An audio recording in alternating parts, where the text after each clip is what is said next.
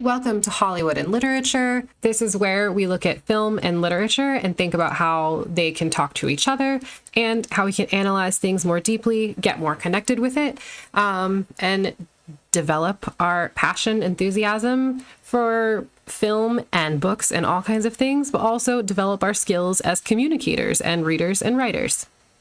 Thanks for being here. In this lesson, I'm going to talk to you about how to do a shot-by-shot analysis. And we're going to use the opening sequence from the film His Three Daughters, which recently came out on Netflix.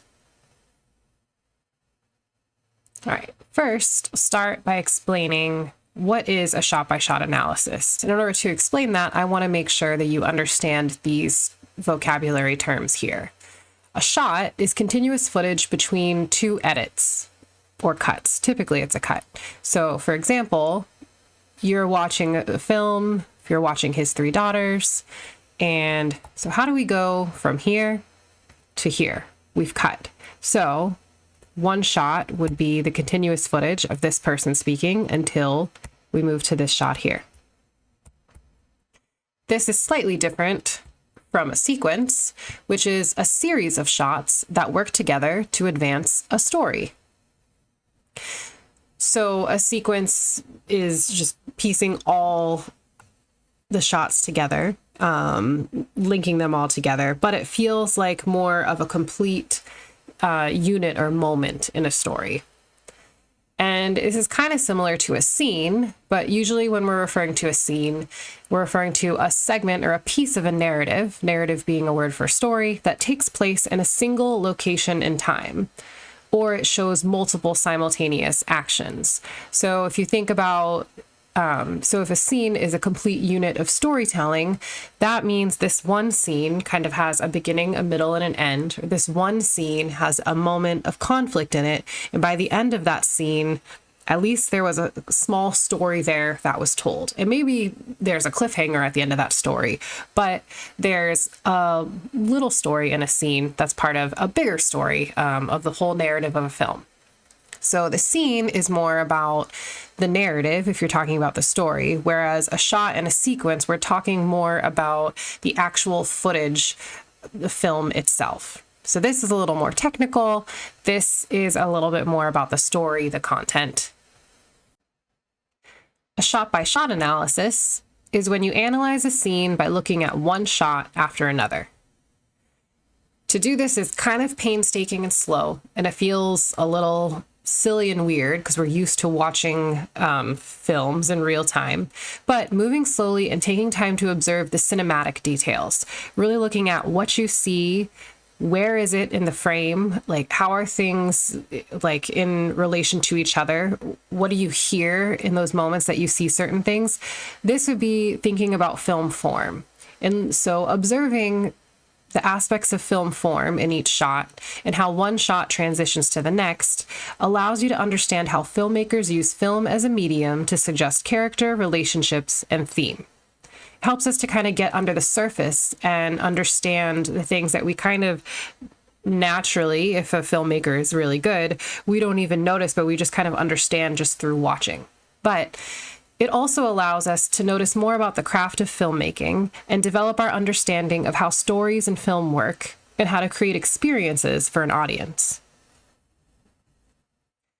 So before you go and do that kind of slow, somewhat painstaking shot-by-shot analysis, you want to watch or preview the scene or sequence first. So you're going to watch that entire mini story within a story, an entire scene first, so you know generally what's going on. For the opening sequence of His Three Daughters, I want you to watch the opening scene all the way through, and then take a few moments to answer the questions provided before you dive into a shot-by-shot analysis breakdown. These are the questions you're going to answer. One is kind of just notice anything that stands out to you as you're watching. So in general, what do you notice? Write down anything that sticks out. 2, what's the point of the monologuing? Monologuing is when one person is talking for an extended period of time. Why do you think the camera doesn't always show who's speaking as they're speaking? What's going on in the opening scene? What's the plot or action? And if it feels a little fuzzy answering those questions specifically, you could answer, what's the conflict? Who are the main characters? And then finally, characterize and note, just some like one-word adjectives, character traits, or hypothesize about the roles of the sisters, Katie, Christina, and Rachel. So, if you're trying this out in my online course, you have space to take notes and a copy of a Google document that looks like this. And if you're doing that, you want to take notes in this part 1 preview section here. And then here's where you have space to answer the questions. So, you're going to need access to Netflix in order to play the first about 7 to 8 minutes of the film. That'll take you through the first scene or the opening sequence. So you're going to watch from the beginning until Katie, played by Carrie Coon, is talking on the phone until here. So go give it a watch and then take some time to answer the previewing questions, hit pause on this video, and then come back. All right, so now that you've watched the opening scene of His Three Daughters, you should have a general sense of what's going on in the characters. And hopefully, by answering that first question, you've started to sense some patterns or maybe notice some things that are off. And now, by going shot by shot, hopefully you can figure out what's going on with those patterns or things that seem off. And what is the point of those things? What is Jacobs trying to show us or tell us? So for a shot-by-shot analysis, I've created, and this worked well for my students in the past, a grid that helps you kind of break down the different aspects of film form you could notice as you look in a shot and move through. And so this is an example. If you're giving this a try in my online course, you have access if you scroll down in your document. It should look just like this. But just for example, the instructions could look like, complete the table below to gather detailed shot-by-shot observations of the opening sequence of Azazel Jacobs' film, His Three Daughters.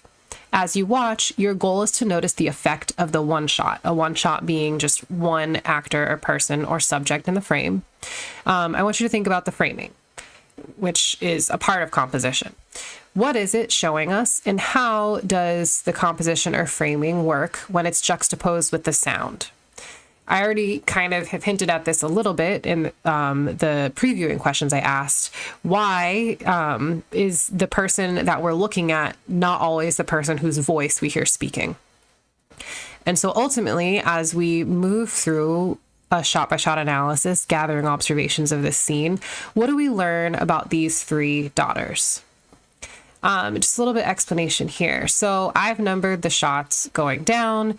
In this column, it's just shot selection notes. So for that shot, really you're going to give a high-level description of the content, what's going on in that moment, kind of a high-level mention of like the story or narrative in that one shot. You also could notice the distance. Are we extremely close up? Is it a medium shot? Is it a long shot?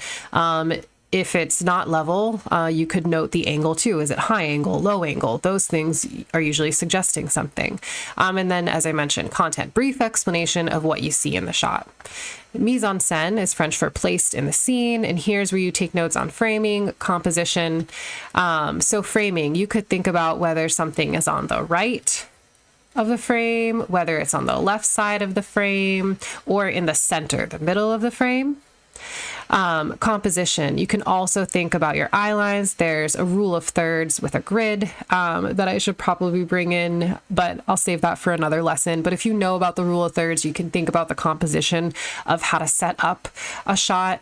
You could note some pieces here. You can also consider what's in the foreground, in the front, close to the camera. That's usually here. What's in the midground, which is usually like in the middle, like mid distance away from us. And then what's in the background. So you can note those pieces too. Camera movement, this often doesn't have too much in most of the columns because typically it's going to be a cut, but you could also notice, like, are we panning? Do we tilt? Are we tracking forward, backwards, up, down? Are we following? Are we using a steady cam? So usually if it's just a cut, you don't always have to write something here, but if there's a different type of camera movement, usually you want to know, like, why is that going on? So you could take note of that. in this sequence, I really found myself noting like lines of dialogue, especially if the voice did not match the person that was speaking here. So you want to write down, what do you hear? And then typically there's often not too much that we're writing in the sound column. So there's also space to kind of explain what's the reason for the transition to the next shot. If it's like a more typically understood reason, you don't always have to write it down. But if you find that it feels kind of off or different or weird, you usually want to write down, oh, we moved from looking at this person to that person, but the other one isn't speaking. So like, what is this then causing me to do by cutting or changing what I'm looking at in this way? So that's just kind of a description of how to use this grid. And I wrote down, at least for the first shot, it's just the black. We're looking at the titles, the opening credits, and we can't really see a cut because the titles completely disappear, and so the entire screen is just black for a moment. But we can hear like a child screaming, a vacuum running, the subway going by, and then we cut to the first shot where we see Katie sitting. And so that's where you're going to want to begin to make some notes. So that's how you would use this grid. This is one way that I feel like has helped really make clear your observations and notes, because in film, I think sometimes we know what we're looking at, but to force us to put it down in writing helps us clarify and develop our thoughts. But I'm sure you've seen YouTube videos where people do shot by shot analysis, a breakdown. Let's see if I can make this go away. And when people do a shot by shot analysis like that, they could just simply be playing a scene like this, and they'll move through. Here's all of our credits, as I mentioned. Yes. And here, so from the black, this would be a cut. And so here we see her talking, what do you notice? And someone could explain, she's sitting in the center of the frame. I thought this sweater was black, but now that I'm looking closer, it's just a very, very, very like dark blue, like a blue black. It's a turtleneck. She has her arms crossed. She looks very guarded. It's a medium shot. There's nothing else in the shot, which I didn't really notice too much about, although it does seem weird. Like it looks like she's auditioning because there's just a white wall behind her. But then we cut to the next shot. Now I'm noticing maybe this is a pattern because you have one woman sitting here just in the center. We just saw we have Katie sitting here, and then now we have Rachel. It's a graphic match. They're both sitting center frame. It's a medium shot. But are they facing each other? And we also notice now there's nothing back here. This white wall really stands out, especially in contrast with Rachel, where she's wearing a bright blue hoodie instead of the blue-black turtleneck sweater. Rachel looks younger, at least in her clothing and her hairstyle, but this is a New York Law School hoodie. There's a lot of warm colors. Her hair is bright orange, but you've got a lot of like the warmth of the frame here, the warmth of the brown couch, and then even, I'm not sure what are these old like record albums over here, the warmth of the lamp and the table. And it almost seems like she's sitting in the couch, but she's not. Rachel and Katie, they're both here, but we don't really have a sense of foreground, midground, background for Katie. We do for Rachel.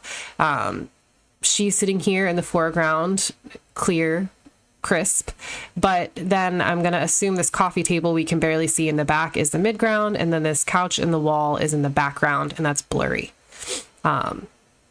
So if you're watching on YouTube, someone could go through and explain to you, like, here are these one shots. They're in opposition to each other.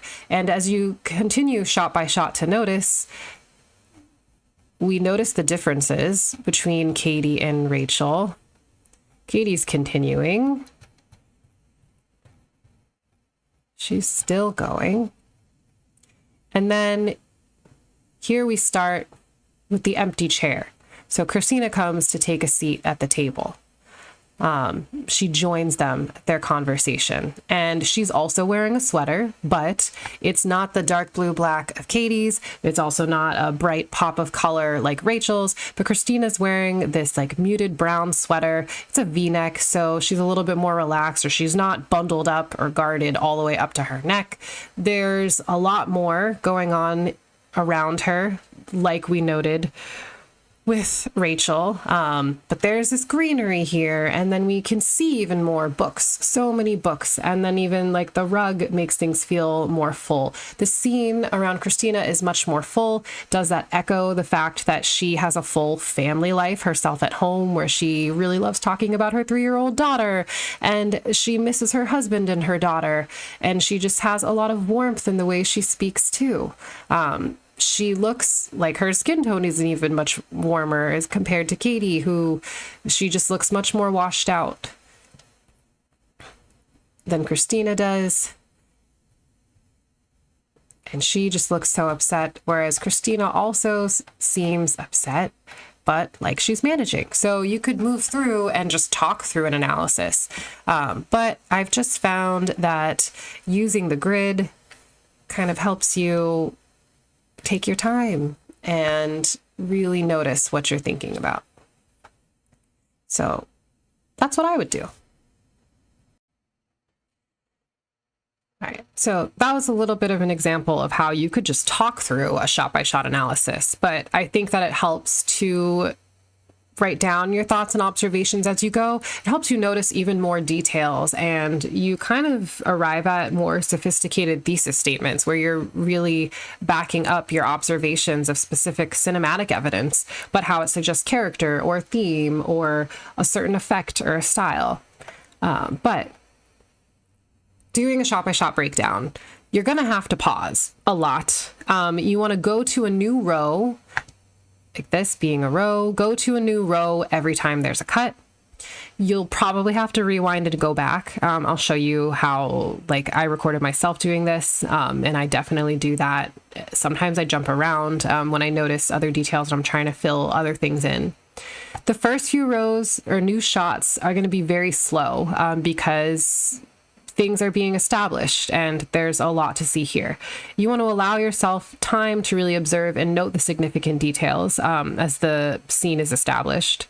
But you don't need to repeat the same framing or mise-en-scene details once they're established. If you take good notes in these first few rows, it's kind of just taking up space, and it's going to be hard to wade through if you just copy paste like all of these things are in the same location. In all of the other cells of the table. For this sequence, I found myself noting over here in sound, the off-screen voice speaking in the sound column if it didn't match the actor on screen. That's not always the case in every sequence, but specifically in this sequence or scene, that kind of stood out to me as a pattern that I was trying to make sense of. So it's kind of a hint to you that it might help to note that here.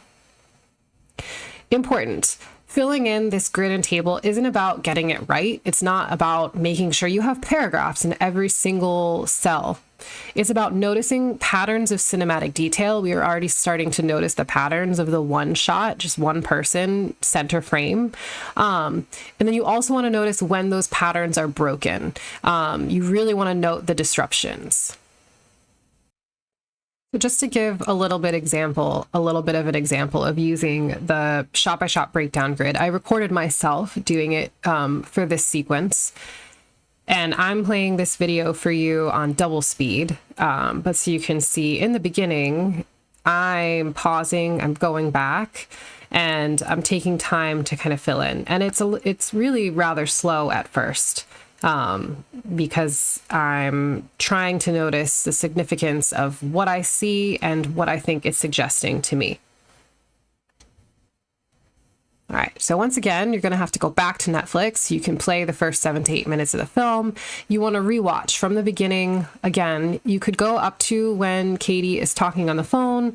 But again, pause, rewind, go back, move around, fill in the shot-by-shot breakdown grid as you go. You could watch a little bit longer, like I found it kind of nice to watch, not the second, but the third scene where Rachel's sitting on the bench here, just because the shift in location and then still seeing them center framed, but some other differences to how they're being filmed kind of helped me make a little bit more sense of why things were as they were in the opening sequence. So you could do the shot by shot breakdown grid. And then we'll come back together after. So hopefully by the end of moving through your notes and that shot by shot breakdown grid, you already have a sense of patterns that are emerging. If not, you hopefully can go back and revisit them. And sometimes revisiting or finding those patterns can be a little bit hard. So again, if you're working through the activity that I created, I did create some follow-up questions that'll help you pull together the details. So after you've worked through the grid, as I mentioned, hopefully some patterns have emerged, and then you can work through the part 3 questions to examine cinematic evidence and make the connection between film form, character, relationships, and theme, and even more at times too. So just at a high level, now that you've looked more closely, what is Katie like? What is Rachel like? And if it's helpful, I kind of froze these frames. And what is Christina like? And also, what are their relationship dynamics? I hope that you noted too, this is a break. We have this one shot center frame motif that's going on. That's how the entire conversation is going. This is the only shot where we have all 3 of them together. Why are they together in this moment? And what does this tell us about their relationship dynamics? Even if we're just looking at this shot, you can see Rachel and Katie facing off against each other. They both look guarded, not into it, but Christina's leaning in, and she's center frame. Is that where we are sitting and looking? So who are we more aligned with, or who are we whose perspective might we be suggested to be looking from? And as you move through those final questions and you've worked through the shot-by-shot analysis, hopefully you can come up with an answer to how does Jacobs use composition and sound to establish character and relationships in the opening scene? And or could also combine these, how does Jacobs use composition and sound to suggest theme in the opening scene? So that's it.